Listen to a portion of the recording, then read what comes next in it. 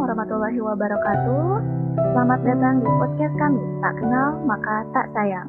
Hai warga NKRI, apa kabar dengan negara kita?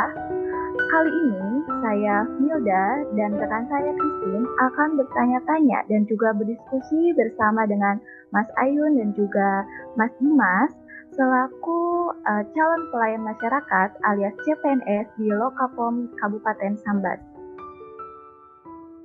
Akhir-akhir ini kita sering dengar orang bilang, aku capek sama negeri ini. Indonesia makin parah. Sama hashtag kabur aja dulu.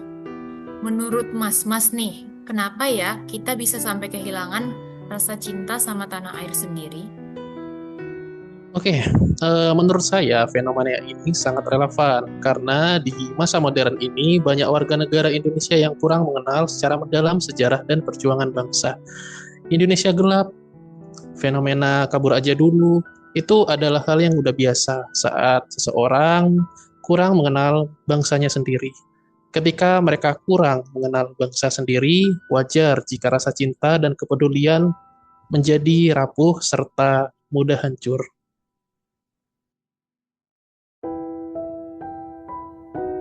Baik, jika hari ini sejarah saja tidak kita pelajari dengan baik, bagaimana kita bisa memahami cinta tanah air dalam situasi yang sangat kompleks dan juga bahkan kacau seperti sekarang ini? Apakah cinta itu berarti menutup mata terhadap masalah atau bagaimana? Justru sebaliknya, cinta tanah air adalah keberanian untuk melihat secara jujur keadaan negara kita. Mencintai Indonesia bukan berarti mengabaikan masalah yang ada, tetapi mengakui diri dan berkomitmen untuk berkontribusi memperbaikinya. Beberapa upaya yang bisa kita lakukan adalah memiliki sikap bangga sebagai bangsa Indonesia, serta memiliki jiwa patriotisme terhadapnya. Realisasi bisa kita lakukan dengan upaya belajar mengenal Indonesia lebih dalam lagi. Nah, ngomong-ngomong tentang mengenal Indonesia lebih dalam, apa kira-kira upaya yang bisa kita lakukan agar rasa cinta itu tumbuh secara otentik dan juga bukan sekedar retorika saja? Mengenal Indonesia berarti mengapresiasi keberagaman budaya, sejarah, dan masyarakatnya secara langsung. Ini bisa dimulai dengan pendidikan sejarah pada sekolah-sekolah, baik sekolah dasar, sekolah menengah pertama, maupun sekolah menengah atas, bahkan sampai universitas. Tidak hanya menghafal, tapi juga harus memahami konteks dan nilai-nilai perjuangan. Selain itu, mendukung karya dan budaya lokal, serta berinteraksi dengan berbagai komunitas di seluruh Nusantara. Tidak membeda-bedakan ras, serta mau bertoleransi satu sama lain. Hal ini akan membuka mata dan hati kita terhadap keberagaman di Indonesia dan rasa cinta tanah air. Pengalaman langsung selalu lebih mengena daripada sekedar informasi dari sosial media. Untuk tambahan lagi, menurut saya, karena orang-orang awam Indonesia ini terlalu banyak mendengar berita-berita yang buruk tentang Indonesia, makanya mereka mempunyai stigma negatif terhadap negara kita. Padahal banyak loh berita baik yang nggak diekspos atau kurang diekspos di media sosial. Ini beritanya contohnya itu seperti yang pertama, itu ada peningkatan kualitas infrastruktur. Indonesia itu ternyata berhasil naik peringkat dalam indeks Quality Infrastructure for Sustainable Development atau KI4ST yang dikeluarkan oleh UNIDO dari posisi 34 ke 28 dari 155 negara.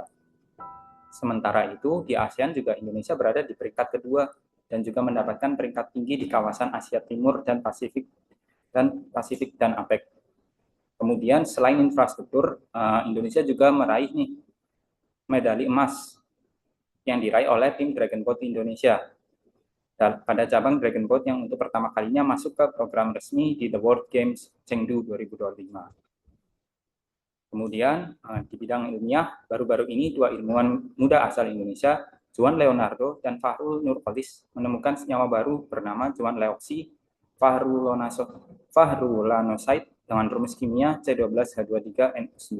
Senyawa ini dipercayai sebagai anti diabetes, sudah terdaftar di National Library of Medicine, dan proses pengajuan hak paten sedang berjalan. Wah, ternyata banyak ya prestasi dan pencapaian Indonesia di mata dunia. Nah, sebagai penutup, bagaimana cara Mas-Mas ini memandang Indonesia hari ini dan apa harapan Mas-Mas untuk masa depan dari perspektif cinta tanah air? Indonesia adalah bangsa yang tengah diuji. Banyak masalah yang harus diselesaikan, tapi ada juga potensi besar yang belum dimanfaatkan secara optimal. Harapan kami dengan meningkatkan pemahaman bangsa dan semangat kolektif, bangsa ini mampu bangkit dan bersatu kembali. Kalau menurut saya atau harapan saya, setiap warga negara menyadari bahwa perbaikan bangsa itu dimulai harus dari diri sendiri. Cinta tanah air harus diaktualisasikan lewat tindakan nyata, bukan hanya sekedar wacana.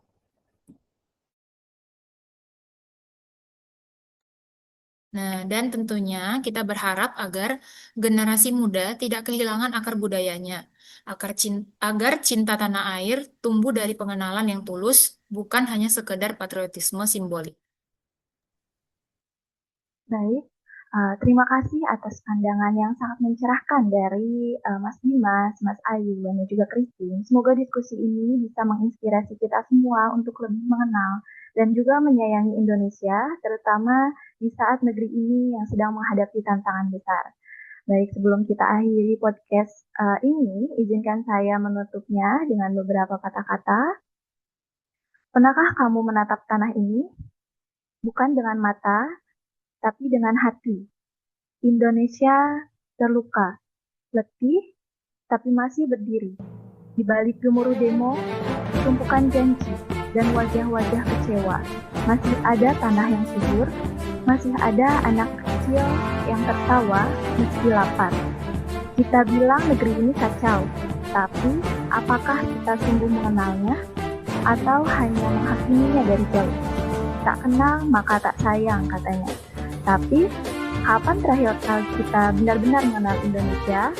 Bukan dari layar kaca, bukan dari berita muram, tapi dari cerita para nelayan, dari peluh petani, dari langkah kaki yang tak menyerah. Mungkin yang kita benci ini bukan Indonesianya, tapi apa yang terjadi padanya. Dan mungkin saat kita kembali mengenal, barulah cinta itu tumbuh. Bukan cinta yang buta, tapi cinta yang mau melihat, memahami, dan tetap bertahan. Baik, terima kasih telah menyaksikan podcast kami. Tak kenal maka tak sayang. Wassalamualaikum warahmatullahi wabarakatuh.